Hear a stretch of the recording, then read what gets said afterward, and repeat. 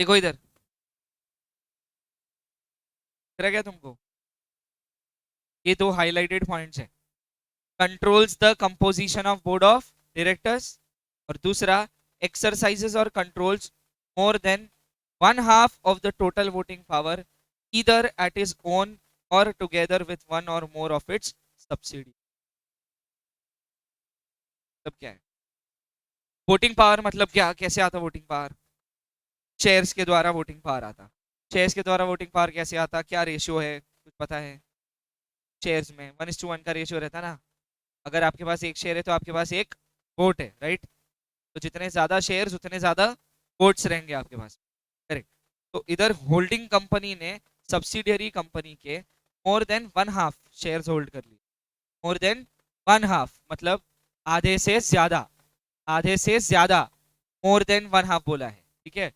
One half और more नहीं, more than one half, which means more than 50%। More than 50%, not equal to 50%, should be more than 50%। बोलो, more than 50%। तो holding company ने subsidiary company के more than 50% shares अपने control में ले लिए। होल्डिंग कंपनी ने सब्सिडियरी कंपनी के मोर देन 50% शेयर्स अपने कंट्रोल में ले लिए। किसने? किसके? कितने शेयर?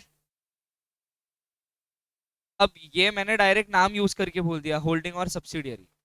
आप कैसे लिखते हो? मान लो ए कंपनी ने बी कंपनी के मोर देन 50% शेयर्स अपने कंट्रोल में ले लिए, तो A company becomes the holding company of B company. क्या मतलब? B becomes the subsidiary and A becomes the holding company. समझ आया क्या? ए कंपनी ने more than 50% shares of which company? B company. उसके मोर देन 50% शेयर्स अपने under में रख लिए या कंट्रोल में ले लिए, जिस वजह से ए बन गया होल्डिंग और बी बन गया उसका सब्सिडियरी। समझ आया? अब दूसरा है composition of board of directors. तो बी कंपनी का जो बोर्ड ऑफ डायरेक्टर्स का कंपोजिशन है उसमें मेजॉरिटी मतलब अगेन आधे से ज्यादा, आधे से ज्यादा मेजॉरिटी। क्या बोला मैंने? बी कंपनी, बी कंपनी में जो बोर्ड ऑफ डायरेक्टर्स है, मान लो बी कंपनी में 12 बोर्ड ऑफ डायरेक्टर्स, कितने? 12। तो 12 बोर्ड ऑफ डायरेक्टर्स में से 7 board of directors a company में से आ गए। 12 बोर्ड ऑफ डायरेक्टर्स से 7 board of directors are also the board of directors of a company. बताया क्या? अब किसका किस पर कंट्रोल है ये कैसे? तो ए कंपनी में जितने डायरेक्टर्स हैं उनमें से 60 directors are also the directors of subsidiary. जो 60 डायरेक्टर्स का कैलकुलेशन कहते हैं कि बी कंपनी में टोटल 12 है, जिसमें से 7 बोले तो आधे से ज्यादा, आधे से ज्यादा composition of board of directors, मतलब जो बोर्ड ऑफ डायरेक्टर्स की कमिटी है उसमें more than 50% directors a company से है। That is why a company is called as holding, B company is called as its subsidiary. आप पढ़ते और बताता भी हूँ। हेडिंग डाला हुआ है holding and subsidiary. Holding company का सेक्शन है सेक्शन 2 सबसेक्शन 46। सब्सिडियरी का सेक्शन है सेक्शन 2 सबसेक्शन 87। लिखा? बोलो। नहीं, क्यों छोड़ना है फिर? नहीं, ये इन लोगों के लिए। तुमने सब तो लिखा हुआ है, और कितना लिखेंगे?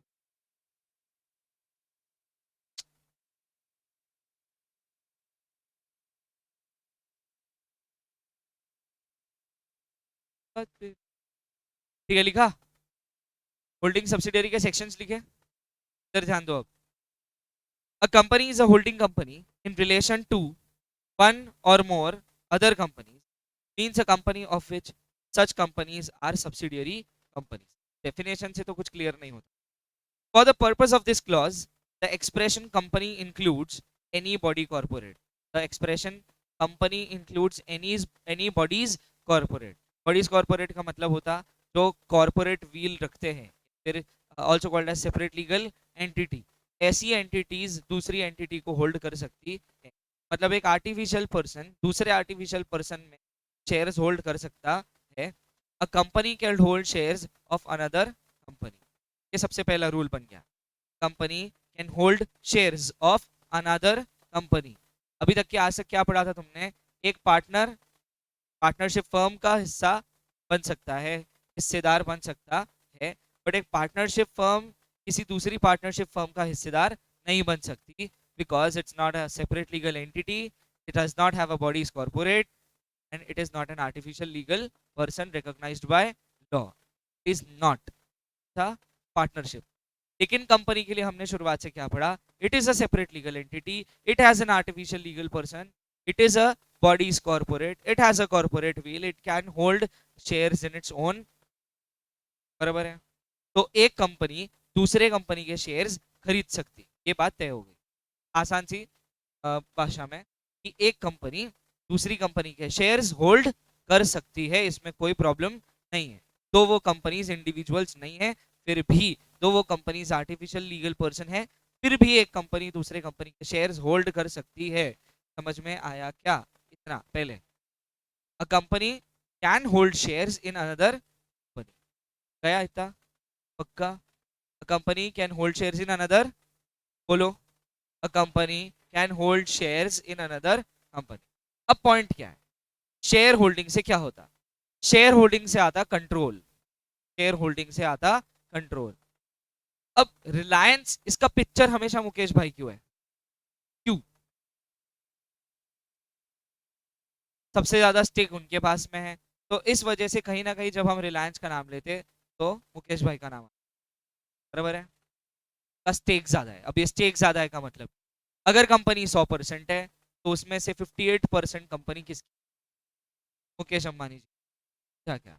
अगर कंपनी में 1 करोड़ शेयर्स है तो उसमें से 58 लाख शेयर्स किसके पास है? मुकेश अंबानी जी। अगर कंपनी का paid up share capital 10,000 crore है तो उसमें से मुकेश अंबानी जी के पास 5,800 करोड़ के शेयर्स, क्या 5,800 करोड़ के शेयर्स। इन केस अगर कंपनी ने 100 करोड़ का प्रॉफिट बनाया, उसमें से मुकेश भाई कितने ले जाते हैं? 58 crore. In case company meeting बुलाती है तो उसमें से मीटिंग में मौजूद अगर 100 लोग हैं तो उसमें सबसे ज्यादा मेजोरिटी किसकी? 8% मुकेश भाई की। मतलब मुकेश अंबानी जी ऑर्डिनरी रेजोल्यूशन तो घर बैठे ही पास, ऑर्डिनरी रेजोल्यूशन, ओके। लेकिन 58% समझा क्या है? बताया क्या कुछ? पक्का प्रॉब्लम है? कोई प्रॉब्लम है क्या कोई? ठीक है, वॉरेन बफेट की कंपनी पता है क्या है? क्या नाम है?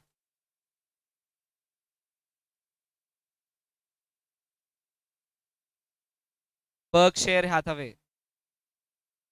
बर्कशायर हैथवे लिमिटेड, ये ओरिजिनल होल्डिंग कंपनी है कि वॉरेन बफेट की।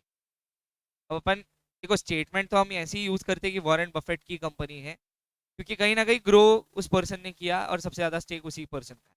अब वॉरेन बफेट को रख दो साइड में। अब बर्कशायर हैथवे ने बहुत सारी अलग अलग कंपनीज में अपना स्टेक खरीदा, जैसे for an example 17 to 18% share Coca Cola company के, कितने शेयर है? 17-18% शेयर है। इससे बहुत ज्यादा कंट्रोल आता क्या? कंट्रोल आता, बिल्कुल आता, क्योंकि बहुत सब्सटैंशियल है ये भी, तब काफी इंपॉर्टेंट स्टेक हो गया 18%। कि कोको कोला कंपनी अगर 1 लाख करोड़ कमाती होंगी तो उसमें से 18,000 करोड़ किसकी जेब में जा रहे हैं? वॉरेन बफेट की जेब। एक एग्जाम्पल, ठीक है। अगर वो कंपनी 10 लाख करोड़ की होंगी, उसमें से मेजोरिटी स्टेक किसका? वॉरेन बफेट, 6 करोड़ का। 10 लाख करोड़ की कंपनी बोला, 10 लाख में से 18 लाख, 10 लाख में से 18 लाख करोड़, बोलो जल्दी। 1.8 लाख करोड़ होते हो, क्या? 1.8 लाख करोड़ या 1.80 लाख करोड़, समझ गए ना? पर तो ये परसेंटेज बार बार क्यों बता रहा हूँ? परसेंटेज से क्या होता है? कंट्रोल डिसाइड कर, वोटिंग पावर डिसाइड कर सकते, शेयर ऑफ प्रॉफिट डिसाइड कर सकते, कंपनी के शेयर्स का हिस्सा कितना मिलेगा ये डिसाइड कर सकते। समझ आया? तो this is nothing but what, part of holding, part of holding. अब इसको होल्डिंग ही क्यों बोला जाता है, या फिर HOLDING ही क्यों बोला जाता है एक होल्डिंग कंपनी? क्योंकि उसमें ज्यादा स्टेक खरीदा। ज्यादा कितना? 50% से ज्यादा स्टेक, 50% से ज्यादा, मतलब मोर देन 50% का स्टेक खरीदा। तो जैसे मान लो रिलायंस इंडस्ट्रीज ने जियो कंपनी में मोर देन 50% शेयर्स का स्टेक हुआ, या फिर स्टेक रखा हुआ है इसने, रिलायंस इंडस्ट्री। तो इसको हम एक और तरीके से पढ़ते कि जब जियो कंपनी बनाई गई होंगी, तो जियो कंपनी बनाते वक्त जियो कंपनी को पैसा लगाऊंगा, तो उसमें मोर देन 50% पैसा किसने, रिलायंस इंडस्ट्रीज ने इन्वेस्ट। देखो हम यहाँ पर दोनों एग्जाम्पल में जो यूज कर रहे हैं वो दोनों कॉर्पोरेट बॉडीज है, मतलब कंपनीज है। मैंने कहीं पर भी किसी इंडिविजुअल का नाम नहीं लिया इस एग्जाम्पल। ठीक है, क्या बोला फिर से बता रहा हूँ। जियो कंपनी जब बनाई गई तब उसमें मेजॉरिटी ऑफ कैपिटल इन्वेस्टमेंट किसने किया, रिलायंस इंडस्ट्रीज ने। मेजॉरिटी ऑफ कैपिटल इन्वेस्टमेंट, मान लो जियो कंपनी 1000 करोड़ की कंपनी, मान लो, तो उसमें से मोर देन 50% मतलब 500 करोड़ रुपए से ज्यादा का इन्वेस्टमेंट किसने किया, रिलायंस इंडस्ट्री। अभी समझा क्या? तो रिलायंस जब जियो में पैसा लगाता तो बदले में क्या खरीदता, जियो के शेयर्स। समझ आ गया अभी? अब एक और एग्जांपल ले लेते हैं, इसमें और ज्यादा डिटेलिंग कर लेते कि मान लो 1000 करोड़ की जियो में रिलायंस इंडस्ट्रीज ने 60% का स्टेक खरीदा, तब कितना हो गया, 600 करोड़ का। क्या मतलब रिलायंस इंडस्ट्रीज ने जियो कंपनी में 600 करोड़ इन्वेस्ट किया। क्या समझ आ रहा परसेंटेज का खेल? तो 600 करोड़ इन्वेस्ट करने से रिलायंस इंडस्ट्रीज बन गई होल्डिंग कंपनी, और जियो कंपनी बन गई उसकी सब्सिडियरी कंपनी। ये बहुत सिंपल है, शेयर्स वाला कॉन्सेप्ट बड़ा सिंपल है। क्या प्लस अब जब भी जियो कंपनी मीटिंग करते हैं तो उसमें रिलायंस इंडस्ट्रीज आती है, टीम्ड है वहां पर। तब रिलायंस इंडस्ट्रीज के board of directors Jio company limited की मीटिंग में बैठते हैं।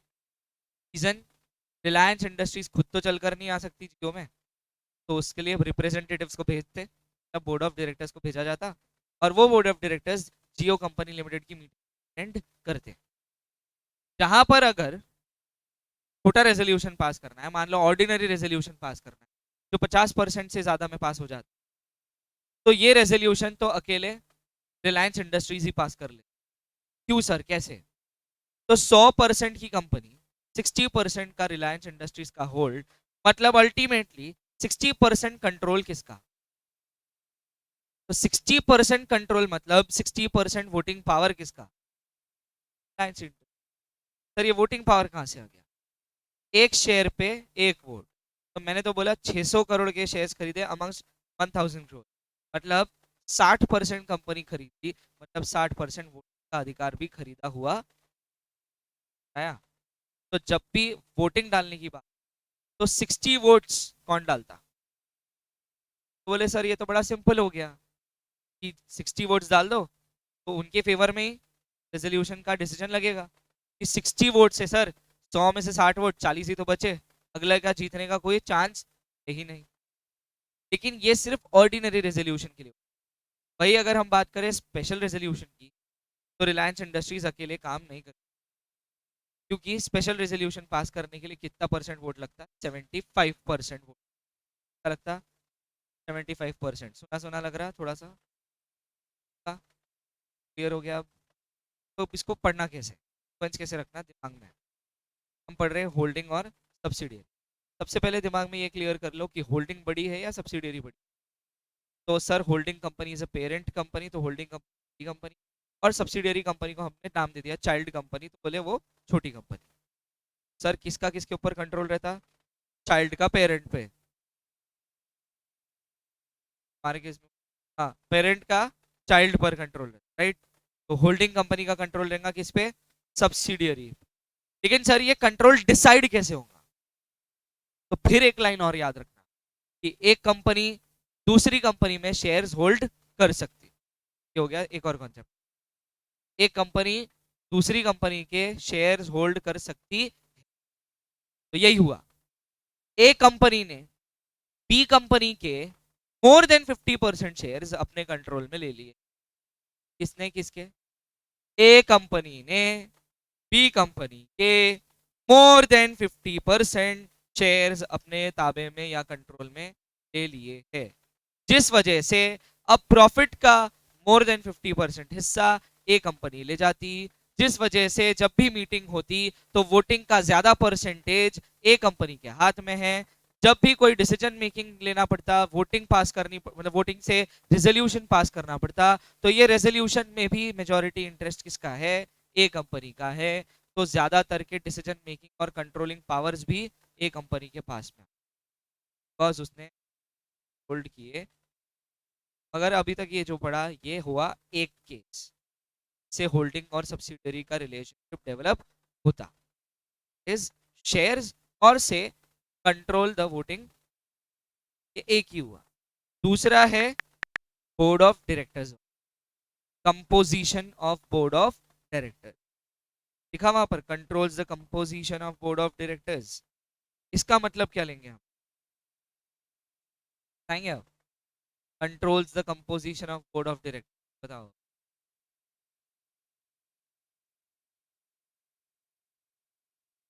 जो मेजॉरिटी डायरेक्टर्स है वो पेरेंट कंपनी के होते हैं इन द सब्सिडियरी। सर फिर वो एक बात तो हो रही, एक बात, एक ही बात नहीं हो रही।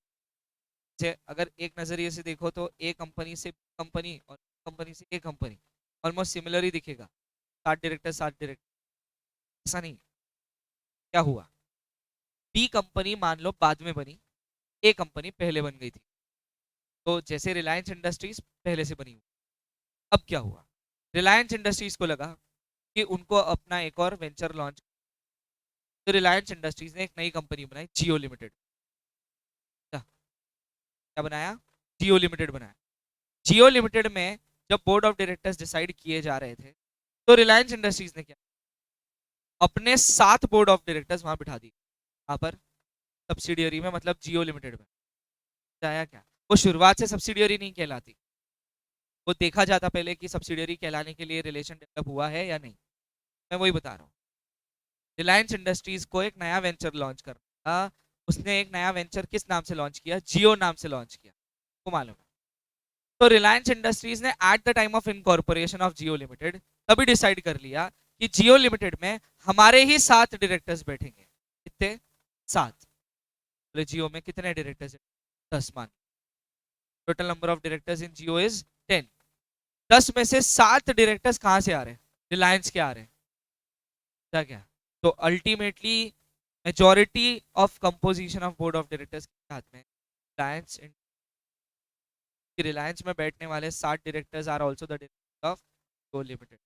और जियो में टोटल ही है 10, 10 में से 7 बोले तो 70% बोर्ड ऑफ डायरेक्टर्स का कंपोजिशन किसके हाथ में है? रिलायंस इंडस्ट्रीज के हाथ में है। That is more than 50% the composition of.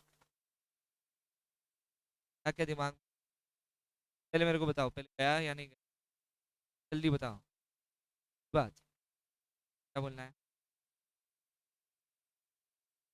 हाँ, सेम, एग्जैक्टली सेम। हाँ बिल्कुल। बोर्ड ऑफ डायरेक्टर्स के लिए क्लॉज ये है कि एक पर्टिकुलर पर्सन मैक्सिमम 20 कंपनी में डायरेक्टर हो सकता, जिसमें से 10 पब्लिक हो सकती है और 10 प्राइवेट का क्लॉज है। ये मैंने बहुत ऊपरा ऊपरी क्लॉज बताया, लेकिन ऐसा है। ये बात तो क्लियर हो गई ना कि 20 कंपनी में डायरेक्टर हो सकता है ना? हाँ। तो यस, जब रिलायंस इंडस्ट्रीज जियो को बनाया तो जियो बनाते वक्त अपने ही 7 बोर्ड ऑफ डायरेक्टर, जियो का भी more than 50% directors of Jio Limited are the directors of Reliance from beginning. That too ऐसा कंट्रोल है कि 10 में से 7 मतलब 70% हो। अपने को कितना चाहिए था? मोर देन 50 चाहिए था, तो 70%। तो in that case Reliance Industries will be called as parent company and Jio Limited will be called as subsidiary और child company। यहाँ पर डेवलप हो गया होल्डिंग और सब्सिडियरी का। आया? अब कॉपी करो दो चीजें, जल्दी जल्दी करो। होल्डिंग सब्सिडियरी हेडिंग डाला, एक में लिखो, एक साइड में लिखो controls the composition of board of directors, as it is controls the composition of board of directors।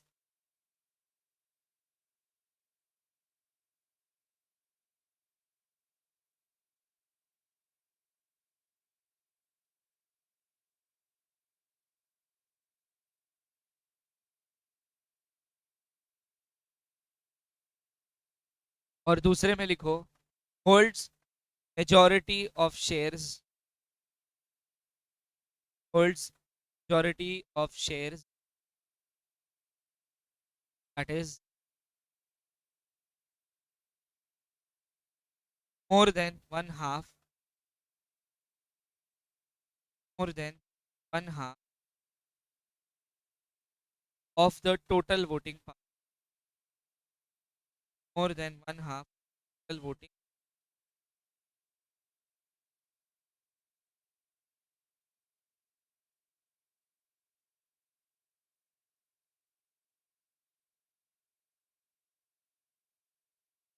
फिर सुनो, देखो जब ये बोला जाता कंट्रोल, देखो लिखने का तरीका है, controls the composition of, था क्या, इसके मैंने दो मीनिंग निकाला। तो एक जो मैंने आपको समझाया, वो क्या समझाया कि ए लिमिटेड के maximum director are the directors of B limited. तो इसमें अपन ने एग्जांपल क्या यूज किया, 60 डायरेक्टर्स फ्रॉम 10, बी लिमिटेड में 10 डायरेक्टर्स में से 60 डायरेक्टर्स ए लिमिटेड से आ गए। दैट इज वाई ए और बी का होल्डिंग और सब्सिडियरी का रिलेशन, ये एक हो गया। दूसरी एक और चीज, इसका मतलब समझा रहा हूँ, तो स्टेटमेंट जिस तरीके से मैंने लिखा ना, उसका controls the, what controls the composition of board of directors, मतलब क्या, ए लिमिटेड जब चाहे तब बी लिमिटेड के बोर्ड ऑफ डायरेक्टर्स के कंपोजिशन में, ए लिमिटेड जब चाहे तब बी लिमिटेड के committee of board of directors में, तब जिसको चाहे वो अपॉइंट कर सकता, जिसको चाहे वो रिमूव कर सकता। मतलब यहाँ पर पावर किसके हाथ में है, जाया।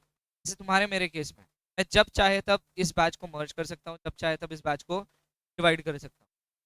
तो इन शॉर्ट होल्डिंग कौन हो गया, समझ आया क्या, क्यों मेरे पास में ज्यादा पावर्स नजर आ रही, क्योंकि मैं कभी भी मर्ज कर सकता हूँ और कभी भी कर सकता हूँ। तो मैं कभी भी किसी को इनवाइट भी कर सकता हूँ इस क्लास में बैठने के लिए, और कभी भी किसी को बाहर निकाल सकता हूँ क्लास से, करेक्ट। तो दैट मीन्स कि कहीं ना कहीं मेरे पास में एक सुप्रीमशियल कंट्रोल है, बहुत बड़ा कंट्रोल आ गया मेरे। तो वैसे ही ए लिमिटेड के पास में बहुत बड़ा कंट्रोल है ओवर बी लिमिटेड के डायरेक्टर्स। वो जब चाहे तब डायरेक्टर्स को यहाँ पर अपॉइंट कर सकता, जब चाहे तब डायरेक्टर्स क्या, पक्का। छोटा सा एग्जांपल ले रहे हैं, रीजन एग्जांपल लेने का है, बहुत सारे लोग हैं वो नहीं समझ में आता, नए नए हैं। छोटा सा एग्जांपल लेंगे, इजी करते। तो जैसे बी लिमिटेड के टोटल शेयर्स है 100, कितने शेयर्स है, कितने शेयर्स है, और है ना, शेयर्स का एक प्रिंसिपल है वोटिंग को लेकर, एक शेयर तो एक वोट, ये प्रिंसिपल है। और ये नॉर्मल वोटिंग राइट्स में आता है, नॉर्मल है ये। एक शेयर है अगर तुम्हारे पास तो कितने वोट्स है, मतलब फिलहाल के लिए जब तक कि बी लिमिटेड ने अपने कोई शेयर्स नहीं बेचे, तो पूरा कंट्रोल किसके पास था, तो पूरा वोटिंग भी कौन करता था, बी लिमिटेड। उधर देखो, देख के बोलो, तुमने ए लिमिटेड बोला, थोड़ा सोच समझ के बोलो क्या बोल रहा हूँ। फिर से बोल रहा हूँ, बी लिमिटेड के कितने शेयर्स है टोटल, मतलब बी लिमिटेड एक केक है जिसने अपने आप को कितने टुकड़ों में बांट दिया, 100। लेकिन अभी तक के उसने 100 में से एक भी पीस मार्केट में बेचा क्या, नहीं। तो 100 की 100 पीस किसके कंट्रोल में अभी, ये समझा क्या, पक्का। तो 100 के 100 वोटिंग राइट्स भी किसके पास है, मतलब 100 वोट्स टोटल जो थे वो भी बी लिमिटेड के पास ही है। फिर बी लिमिटेड ने इसमें से डाइल्यूट किए, तो ए लिमिटेड नाम की एक कंपनी है जिसने डाइल्यूट किए हुए शेयर्स बाय किए। तो ए लिमिटेड ने क्या किया, 100 में से 52 शेयर्स बाय किए, कितने, 52 शेयर्स बाय किए फ्रॉम 100 शेयर्स। तो अब बी लिमिटेड के पास कितने बचे, 48 शेयर्स बचे खुद के, और ए के पास में आ गए, इन कितने शेयर से टोटल, अब बताओ कंट्रोल ज्यादा किसका है, क्यों, अब समझ आया क्या कुछ, तेरे लिए भी था ये बेटा, आया क्या ये, अब बोल। अब 1 शेयर 1 वोट का कॉन्सेप्ट, मतलब जब भी बी लिमिटेड की मीटिंग होती, जब भी होती मीटिंग, तो सबसे ज्यादा वोट्स कौन डाल रहा, सबसे ज्यादा बोले तो क्या, मेजोरिटी से ज्यादा वोट्स कौन डाल रहा, इसको बोलते हैं मोर देन 1/2, तब एक का आधा से ज्यादा, मोर देन है ना पहले, तो इसको बोलते हैं मोर 50%, सेम बात है, कोई प्रॉब्लम नहीं, 1/2 लिखना, 1.5 नहीं लिखना, 1.5 बोले तो तुम हो जाते हो, क्या मेरे को क्या चाहिए, 1/2 चाहिए, ठीक है, ये हो गया शेयर्स को लेकर, समझ गया। और ऊपर अभी मैंने थोड़ी देर पहले क्या बोला, कि ए लिमिटेड जब चाहे तब बी लिमिटेड के बोर्ड ऑफ डायरेक्टर्स को निकाल सकता, बोर्ड ऑफ डायरेक्टर्स को अपॉइंट कर सकता, इन शॉर्ट अगर उसको कोई भी चेंजेस करने हैं बी लिमिटेड में वो कर सकता, इसका मतलब ए लिमिटेड के पास में बी लिमिटेड का काफी ज्यादा कंट्रोल है, चाहे अब ऐसा बोल लेंगे कि ए लिमिटेड नचाती किसको, बी लिमिटेड को, या फिर ऐसा भी बोल सकते कि बी लिमिटेड के जो डायरेक्टर्स है वो किसके इशारों पे नाच रहे, ए लिमिटेड के इशारों पे नाच, अब ठीक है, होल्डिंग सब्सिडी। अब इसमें सिर्फ एक लाइन बचा है, लेयर्स वाला लाइन है, आपको दिख रहा होगा वही 2 पॉइंट्स के नीचे लेयर्स वाला एक लाइन, इधर ध्यान दो, ए ने बी को सब्सिडियरी बनाया, तब ए बना होल्डिंग, बी बनी, बी ने सी को सब्सिडियरी बनाया, समझ आया क्या, तब बी होल्डिंग और सी सब्सिडियरी, और ए और बी के रिलेशन में ए होल्डिंग और बी सब्सिडियरी, समझ आया क्या। तो अल्टीमेटली ए और सी का रिश्ता क्या है, होल्डिंग और सब्सिडियरी का, A is also the holding company of C company, समझ आया, मगर के बाद नहीं हो सकता, तब सी अगेन एक और को अपना सब्सिडी, बस इतना ही हो सकता, मतलब ये कितने लेयर्स हो गए, एक और दो बस, आया, ए बी को, बी सी को, अब सी वापस से एक और नई कंपनी डी को होल्ड नहीं कर सकता, यहाँ पर एंड हो जाएगा, यहाँ इससे ज्यादा आप आगे नहीं बढ़ा सकते, क्या बोलना है, समझ आया क्या, इसको बोलते हैं एक लेयर या 2 लेयर से ज्यादा आप लेयर्स क्रिएट नहीं कर, समझ आया क्या, कुछ रीजन होगा उसके पीछे जो तुमको नहीं बताया गया, लेकिन तुमको ये बताया गया है कि 2 लेयर से ज्यादा हम होल्डिंग सब्सिडियरी होल्ड, अब ऐसा बोल सकते हैं यहाँ 2 जनरेशन है, एक एग्जाम्पल के तौर पे लेना है, 2 जनरेशन से ज्यादा आप लेयर ज्यादा आगे, या तो और आसान भाषा में चेन यही खत्म करनी पड़ेगी, इससे ज्यादा एक्सीडिंग चेन आप नहीं बनाया, इसके नीचे नहीं जाएगा, और मतलब वो कार्बन चेन नहीं बनने वाली कि कितना भी चलता अनलिमिटेड चलता, यहाँ पर लिमिटेड है, ज्यादा से ज्यादा 2, मतलब रिलायंस जियो को और जियो किसी और एक कंपनी को होल्ड कर सकता, बस उसके बाद जियो ने जिसको होल्ड किया है वो और किसी को होल्ड नहीं कर सकता, अलाउड ही नहीं है, वो फाइनल हो गया, बात बात खत्म हो जाएगी, समझ आया, वो लाइन जो लिखा हुआ है लेयर वाला, क्लियर है, पक्का। अब कंफ्यूजन ये है कि सर ये दोनों कंडीशन सेटिस्फाई होनी चाहिए क्या, शेयर्स वाली भी और बोर्ड ऑफ डायरेक्टर्स वाली, मतलब कंपोजिशन वाली ऑफ बोर्ड ऑफ, दोनों भी है सर या दोनों में और है, तो दोनों में और है, या तो ये कंडीशन सेटिस्फाई हो जाए तो भी चलेगा, या तो ये कंडीशन सेटिस्फाई हुआ तो भी चलेगा, आया क्या, ये भी सेटिस्फाई हुआ तो भी चलेगा शेयर्स वाली, मतलब मोर देन 50% शेयर वाला या मोर देन 50% वोटिंग पावर वाला, और या तो फिर मोर than 50% of the control of board of director, दोनों में से एक भी चल, this will create holding and under section 2 subsection 6 and 2 done का सवाल होंगे तो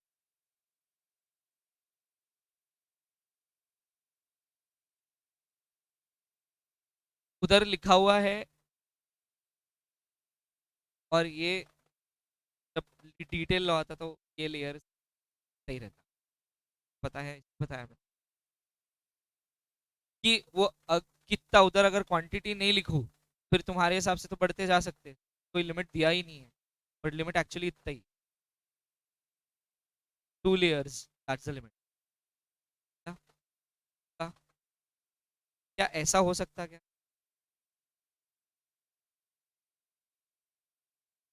ऐसा हो सकता, ऐसा कितना भी हो सकता,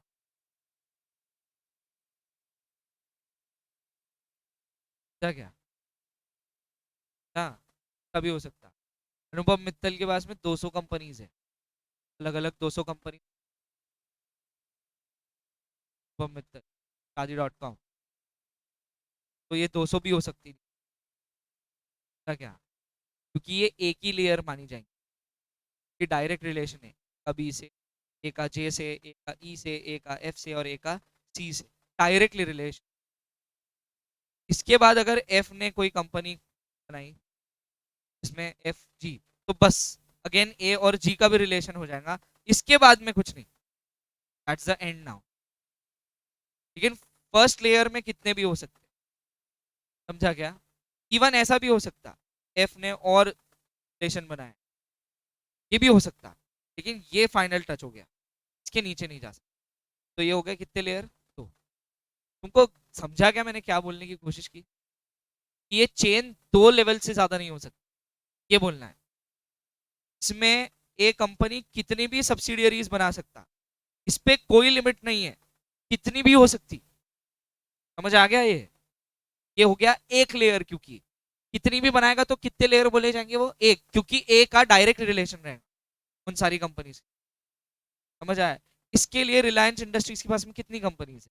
रिलायंस पावर है, रिलायंस फ्यूल है, इसके बाद में रिलायंस वन है, रिलायंस फ्रेश है, रिलायंस डिजिटल है, जियो है, रिलायंस टेक्सटाइल हो गया, रिलायंस केमिकल इंडस्ट्री हो गया, रिलायंस गैस प्लांट हो गए, रिलायंस के और भी बहुत सारे कार्य, अभी तक तो 10 तो मेरे हाथ में हो गए, 10 से ज्यादा ही है। तो ये सारे डायरेक्ट किससे कनेक्टेड है? रिलायंस से, इनका एक दूसरे से कोई लिंक नहीं है आपस में, समझ आया क्या?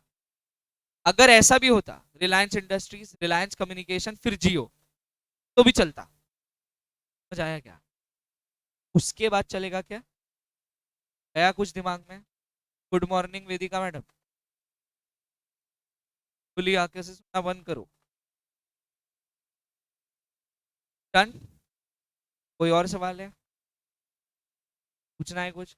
सेक्शन बताओ, 2 सबसेक्शन पढ़ी, और दूसरा 2 subsection 80, for the purpose of this section, ये वाला पॉइंट पढ़ रहा हूँ, इसमें 4 लाइंस दिखे। A company shall be deemed to be a subsidiary of the holding company, even if the control referred to in subclause 1 or subclause 2, तब ये ऊपर के दोनों, composition of board of directors और total voting power, ये हो गया subclause 1 and 2, is of another subsidiary of the holding company, मतलब जो चेन सिस्टम मैंने बताया वो ए बी को, बी सी को, तो that is why A is also the holding of C. The composition of a company's board of directors shall be deemed to be controlled by another company if that other company, by exercise of some power exercisable by it at its discretion, can appoint or remove all or majority of the, इसका मतलब ए limited B limited के ज्यादा से ज्यादा board of directors को remove भी कर सकती है और ज्यादा से ज्यादा बोर्ड ऑफ डायरेक्टर्स को अपॉइंट भी कर सकती है, मतलब हकालना और अपॉइंट करना किसके हाथ में है? ए लिमिटेड के हाथ में, समझ गया? The expression company includes any body corporate, तो ये दोनों भी कंपनीज होनी चाहिए, पहली चीज, और ये एक्सप्रेशन को बोला जाता है बॉडीज कॉर्पोरेट। तो यहाँ पर एल एल पी भी हो सकता है, because L L P is also a bodies corporate, ठीक है? लेकिन हमको इतना कुछ कॉम्प्लिकेटेड पूछा नहीं जाता, तो इसमें जाने की जरूरत नहीं। There in relation to a holding company, its subsidiary और subsidiaries, there in relation to holding, बोले तो क्या? होल्डिंग की सब्सिडियरी या फिर होल्डिंग की सब्सिडियरीज। तो ये कितना लेयर हो गया? एक। फिर अगर ऐसा बोलते होल्डिंग की सब्सिडियरी और सब्सिडियरी की सब्सिडियरी, ये हो गया लेयर टू। समझ गया की बात? Examples. A will be a subsidiary of B if B controls the composition of board of directors of A. That is, if B can, without the consent or approval of any of the person, appoint or remove a majority of directors of बड़ा अपन है. A will be subsidiary of B if B holds more than 50% of the share capital of A. बड़ा इसमें ना खास बात, कान खोल के सुनो, दिमाग लगा के सुनो, यहाँ पर मोर वर्ड पहले आएगा। मोर देन 50%। आपने अगर 50% और मोर लिखा वो गलत जवाब रहेगा। 50% और मोर का मतलब होता इक्वल टू 50 और मोर। हमको क्या चाहिए? सिर्फ मोर। क्या चाहिए? तो मोर पहले नाचेगा। कहां पर? पहले, बाद में नहीं नाचता इधर। मोर देन 50%। क्या बोला? आप 50% पहले लिख देंगे तो वो गलत है। आपको पहले किसको लिखना है? किसको नचाएंगे पहले? मोर को। क्या? Next example 4। B is a subsidiary of A and C। समझा क्या? B is the subsidiary of, ध्यान से पढ़ो, दो कंपनीज ने मिलकर के एक सब्सिडियरी होल्ड की है। फिर कैसा है? पक्का? देख लो, ध्यान है? ओके। तो B is a subsidiary of A and C is a subsidiary of B। समझा क्या गड़बड़? क्लियर है? तो रिलेशन बताएंगे फिर डायरेक्टली तुम। ए होल्डिंग बी सब्सिडियरी, फिर आगे क्या है? Be holding C subsidiary. ये समझ आ गया? तो ए बी सी, सबसे ऊपर कौन, उसके बाद नीचे। Very good. In such case C will be the subsidiary of A. ये तो मैंने बताया। ए का डायरेक्ट रिलेशन भी हो, मतलब indirectly A is also the subsidiary of C. अब क्या हो गया? तो टेंशन क्यों आ रहा? देखो, ये तो आगे क्यों पहुंच गई तू? हाँ मैं हूँ क्या थोड़ा टिकाऊ पची गाड़ी।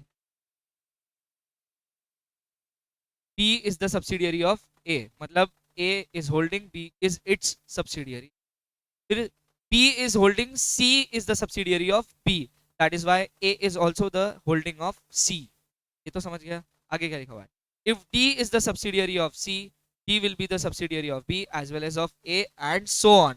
लेकिन ये कब? अगर लेयर का सिस्टम नहीं है तो।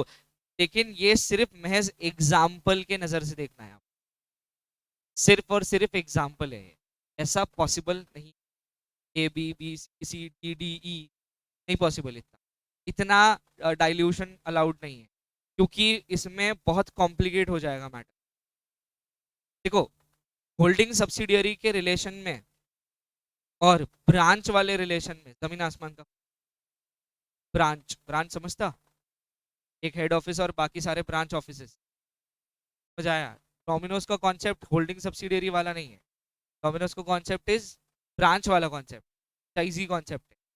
उसको होल्डिंग सब्सिडियरी से कंपेयर नहीं कर सकते। समझ आया ना? का वो कितने भी ब्रांचेस हो सकते, एक शहर में भी कितनी भी ब्रांचेस हो सकती। चकुला में दो हो चुकी, दो ब्रांच है अब।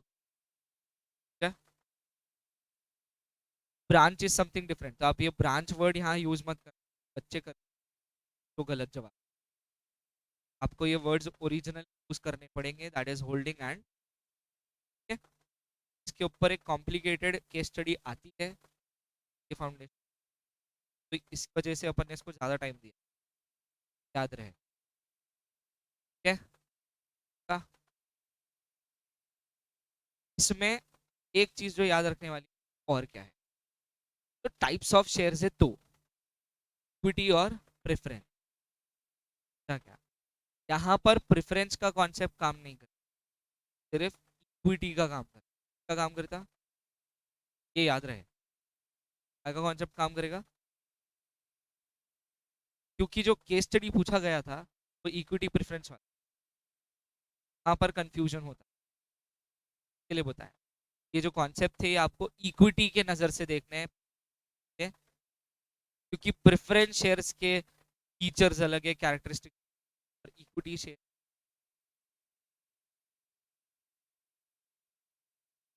The status of a private company which is a subsidiary to a public company, ये स्टेटमेंट क्या हमने कल पढ़ा था? हाँ पढ़ा था। A private company which is a subsidiary of a public company is deemed to be a public company, पढ़ा था ये कल? पक्की बात?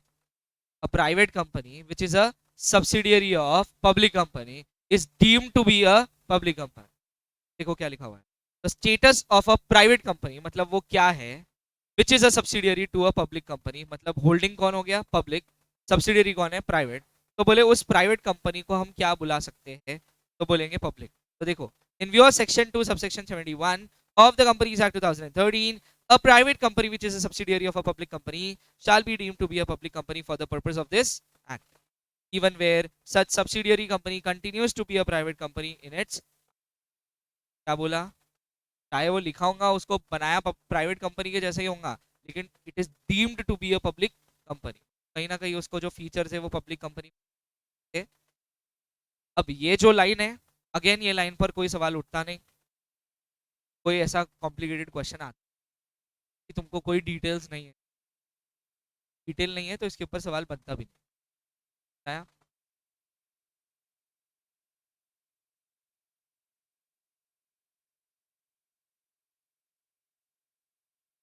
ठीक, आगे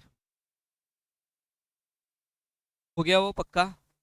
तो अभी इन ऑल अपन ने कितनी पढ़ ली? सबसे पहले सेक्शन पढ़ा 220, क्या था? कंपनी का डेफिनेशन, बराबर है? कंपनी के अपन ने कितने फीचर्स पढ़े?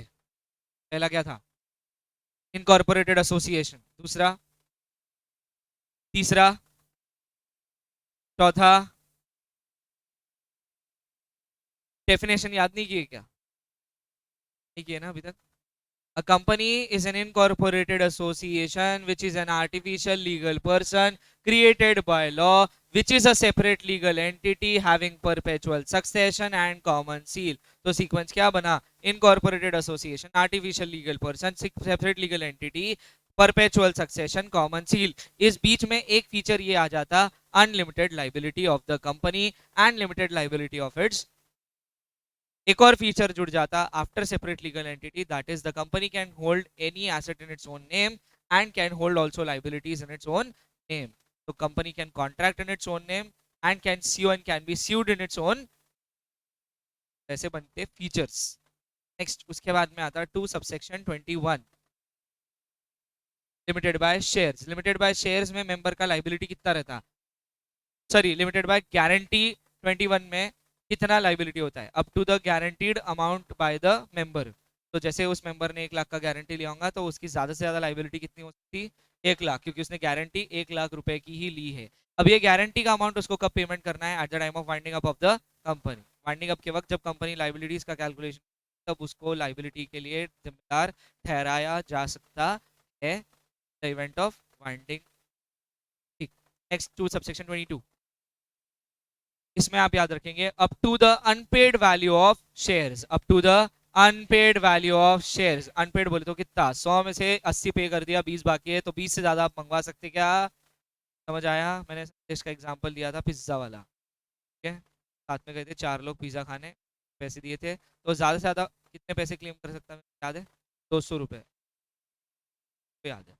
नेक्स्ट उसके बाद में 62, सॉरी 62 नहीं, 46, 46 क्या है?